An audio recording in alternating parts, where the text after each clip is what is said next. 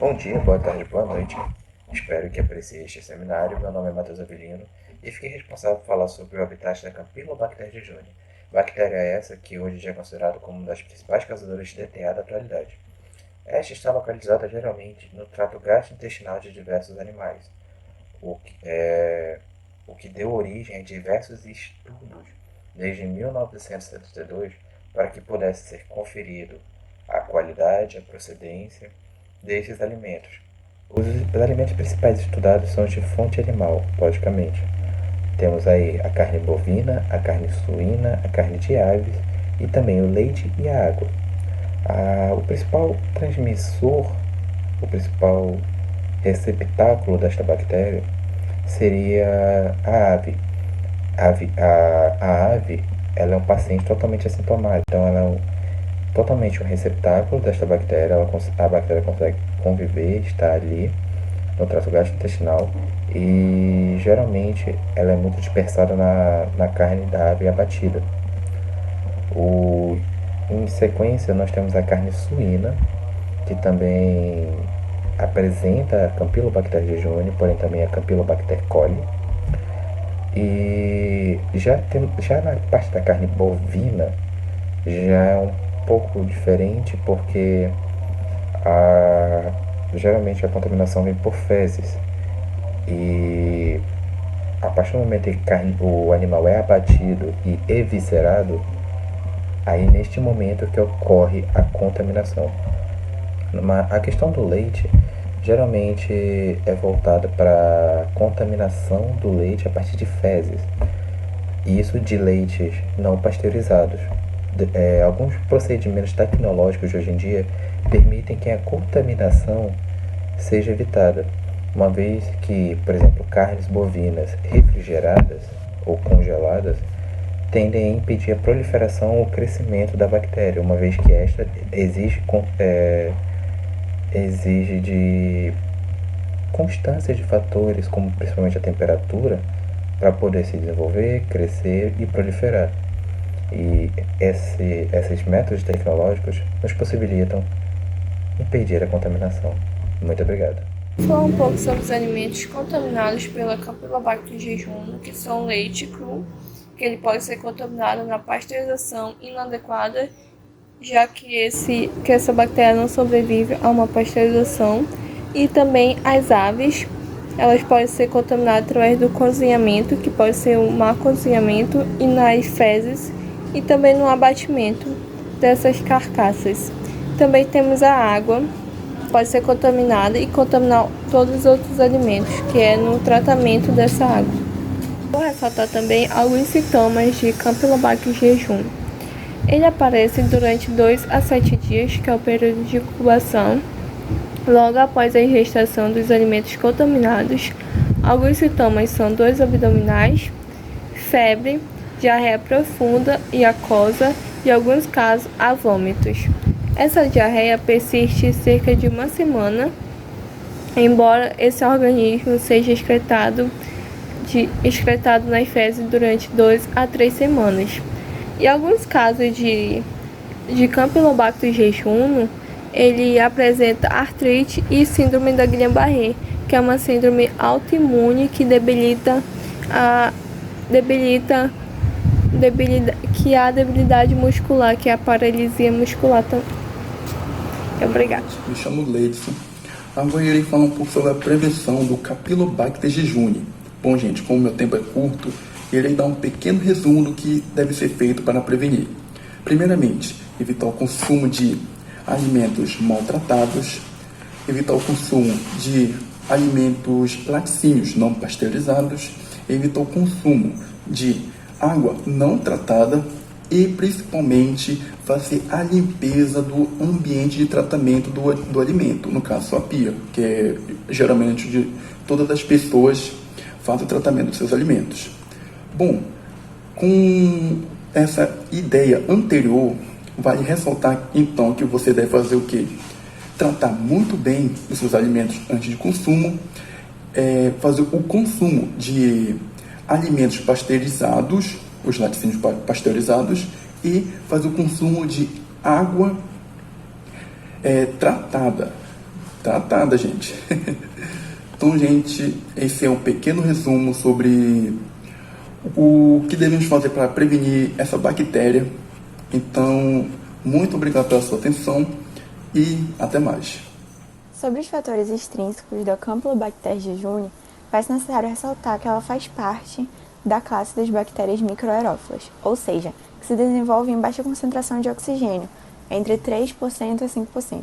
Em especial nessa bactéria, seu desenvolvimento é inibido quando a concentração de oxigênio é menor que 3% e maior que 15%, sendo seu ideal 5%. Ela é capnofílica, o que isso quer dizer? Que ela requer cerca de 10% de CO2 para se multiplicar. Ela também é termofílica. Isso significa que a sua faixa de variação de temperatura é muito estreita, entre 30 a 47 graus Celsius, sendo sua temperatura ideal de multiplicação 42 graus Celsius. Ela não se multiplica em meio contendo 2% de NaCl, numa temperatura de 30 a 35 graus Celsius. E o seu pH ideal de desenvolvimento é aquele próximo do neutro, entre 6,5 a 7,5. Meu nome é Dielúcia Barbosa, aluna do curso de Nutrição da FAMEP. Vou comentar um pouquinho a respeito da Campylobacter jejuni e seus fatores intrínsecos. Fatores que controlam o desenvolvimento microbiano. Esses fatores intrínsecos estão relacionados com os alimentos. Atividade da água, acidez pH, potencial oxidorredução, composição química, presença de antimicrobianos naturais e interações entre micro-organismos presentes. Podemos citar acidez pH com a quantidade de compostos ácidos e bases do meio e, por conseguinte, com a composição do meio influenciando o comportamento dos micro-organismos. Já os valores de pH para a multiplicação de micro-organismos, bactérias, bolores, leveduras, tem pH mínimo, pH ótimo e pH máximo. Elemento intrínseco a ser citado são as interações entre micro-organismos presentes em alimentos. Quando se multiplicam, podem gerar metabólitos, que influenciam a atividade ou a sobrevivência de outro ou outros no mesmo local. Esses metabólitos podem ser vantajosos ou desvantajosos. Um exemplo de metabólito que prejudica o crescimento microbiano é a água oxigenada, produzida por lactobacilos e streptococcus. Meu nome é Giovanni Zani. Eu irei falar um pouco a respeito de relatos de artigos relacionados a Campylobacter jejuni. Bom, o primeiro artigo que eu irei falar é a respeito de uma indústria de frangos, de aves, no qual foram coletadas amostras suaves em uma etapa de refrigeração nas carcaças e também no tanque de preparação da produção. O que pôde perceber é que os dados qualitativos davam positivo para Campylobacter jejuni. E também foram coletadas amostras extras em todas as etapas. E em todas as etapas apresentavam positivo para Campylobacter jejuni. No segundo artigo que eu estudei, já quebrando o tabu de que é somente ligado ao frango, é ao leite. Esse artigo só deu-se ao fato de que houve um surto dessa bactéria relacionado aos sintomas, né, de alguns alunos dessa fazenda em Minas Gerais, é uma fazenda escola, após ingerirem um leite.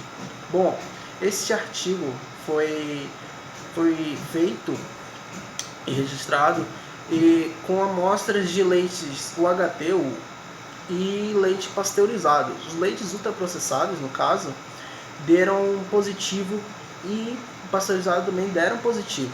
Entretanto, o leite ultraprocessado ele mostrou-se em maior quantidade de bactéria em si, apresentando maior quantidade de bactéria no leite, devido ao fato de que o leite ultraprocessado ele passa por muitas etapas de processamento e uma delas é um aquecimento enorme na temperatura do leite, acabando destruindo a microbiota do leite, Ou seja, a bactéria Campylobacter jejuni, ela não vai competir com nenhum outro micro-organismo por respiração ou por nutrientes, e ela se alocou no ultraprocessado. Já no pasteurizado, ela se mostrou em menor quantidade, devido ao fato de que haveria uma competição devido ao leite pasteurizado ter menos etapas de processos de produção. E existe maior quantidade de microbiota nesse leite. Bom, um outro estudo, um outro artigo, em relação aos manipuladores de uma indústria que produziam ração para frango. E o que pode-se perceber é que a ração do frango estava contaminada por Campylobacter jejuni, mas os manipuladores também estavam. Ou seja, quebra o tabu total de que é somente ao frango. Bom, a má manipulação desses alimentos e tudo mais leva à contaminação desse produto, ou de qualquer outro produto. Bom, em todos esses produtos que eu falei, eu citei nesses artigos, os lotes de todos esses produtos foram parados, não foram entregues para outras empresas e tudo mais devido à contaminação. Muito obrigado e é isso.